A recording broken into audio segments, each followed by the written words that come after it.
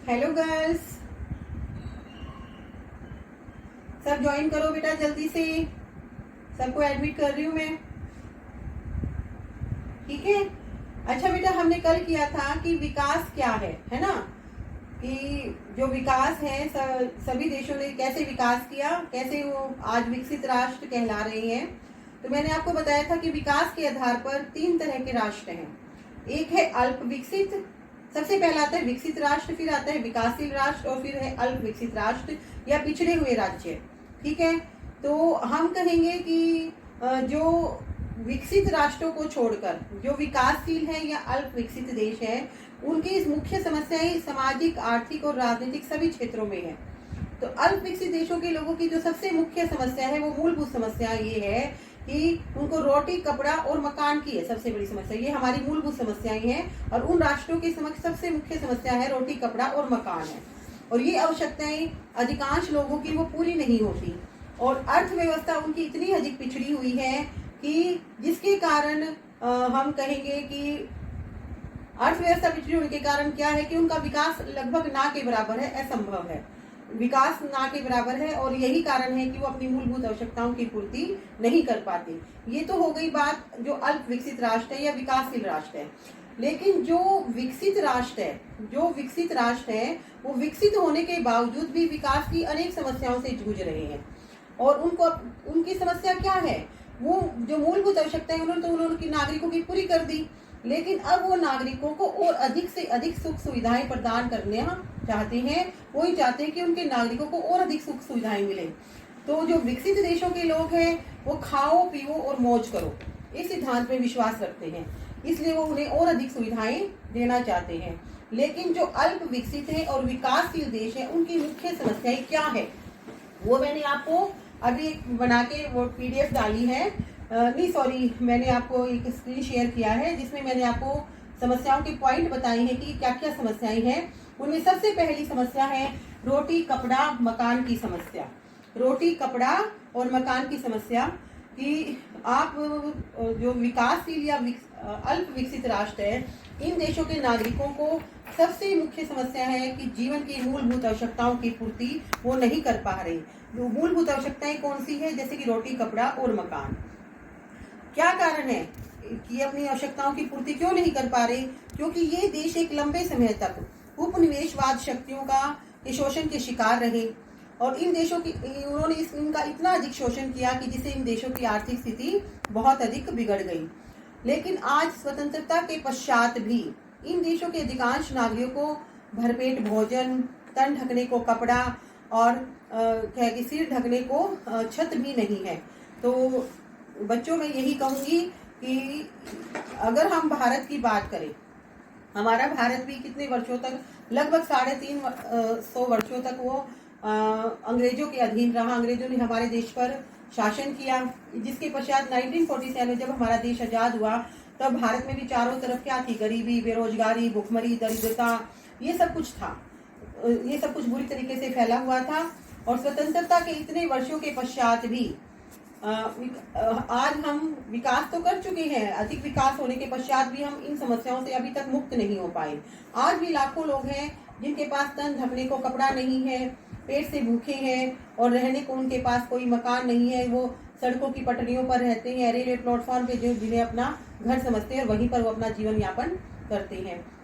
तो इन अल्प विकसित देशों ने के करोड़ों लोग आज भी ऐसे हैं जो अपनी मूलभूत आवश्यकताओं की पूर्ति के लिए दिन रात संघर्ष करते हैं, उसमें लगे रहते हैं और उसके बावजूद भी वह अपनी उन आवश्यकताओं की पूर्ति नहीं कर पाती। तो जो अल्प विकसित और विकासशील देश है उनके समक्ष सबसे पहली समस्या है रोटी, कपड़ा और मकान की समस्या। दूसरी है कृषि तथा औद्योगिक समस्याएं। मेरी आवाज सबको क्लियर आ रही है बच्चों? ओके, तो दूसरी समस्या है कृषि तथा औद्योगिक समस्याएं। तो अल्प विकसित और विकासशील देशों की एक अन्य महत्वपूर्ण समस्या जिसे हम कहेंगे कृषि तथा उद्योग की समस्या है। क्योंकि क्या कृषि की क्या समस्या है कि इन देशों में क्या है कि कृषि परंपरागत साधनों से होती है। कृषि के लिए पानी चाहिए, अच्छा बीज चाहिए, लेकिन इनके पास पानी की कमी है, अच्छे बीज की कमी है, खाद की कमी है। इसके अलावा आधुनिक यंत्रों तथा साधनों की बात तो दूर, इनकी कृषि की दशा कुछ भी अच्छी नहीं है, बहुत बेकार है। कुछ देशों में तो अभी तक जमींदारी प्रथा प्रचलित है। तो हम कहें इसी प्रकार जैसे कृषि है, ऐसे ही उद्योगों की दशा भी अच्छी नहीं है। उद्योगों की कमी के कारण देश की अधिकांश जनता गांव में रहती है। गांव में क्या है, बेकारी है, बीमारी है, स्वास्थ्य की समस्याएं हैं, जिनसे जनता जूझ रही है। तो हम कहेंगे कि जो विकसित राष्ट्र है उनकी तो नहीं, लेकिन जो अल्प विकसित और विकासशील देश है उनमें कृषि तथा उद्योग दोनों की स्थिति बहुत ही खराब है, बहुत ही दयनीय है, और उन्हें आज भी इन समस्याओं का सामना करना पड़ रहा है।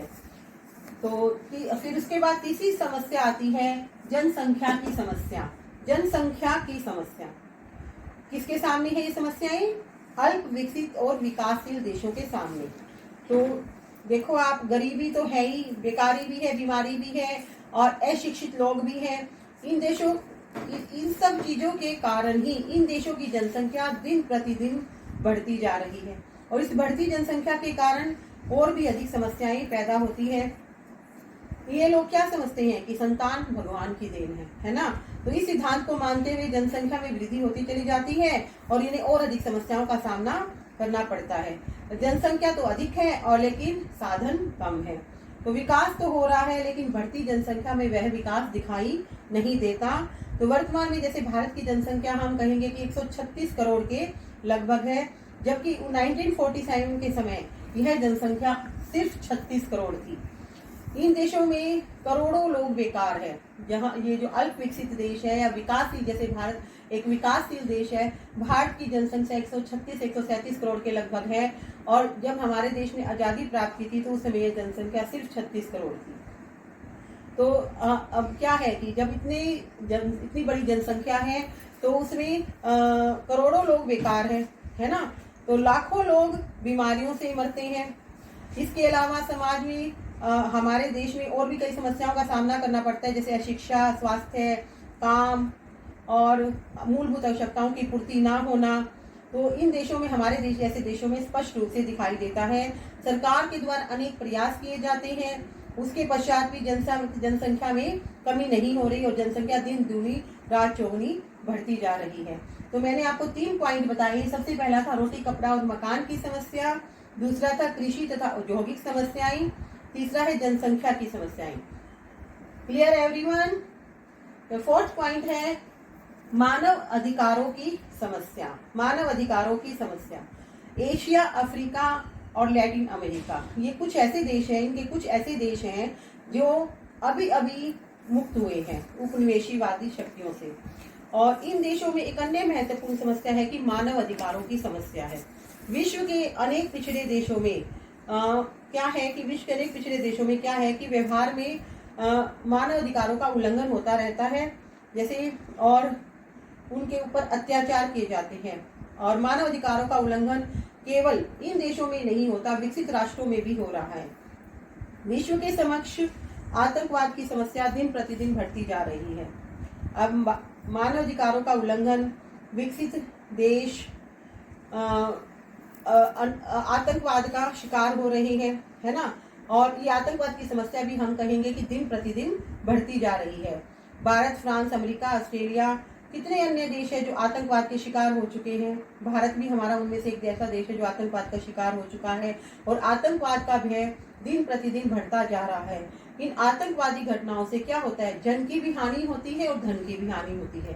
तो न सिर्फ मानव अधिकारों की समस्याएं, आतंकवाद की समस्या भी इसी के साथ जुड़ी हुई है। मानव अधिकारों का दिन प्रतिदिन इन राष्ट्रों में उल्लंघन किया जाता है और नागरिकों पर अत्याचार किया जाता है।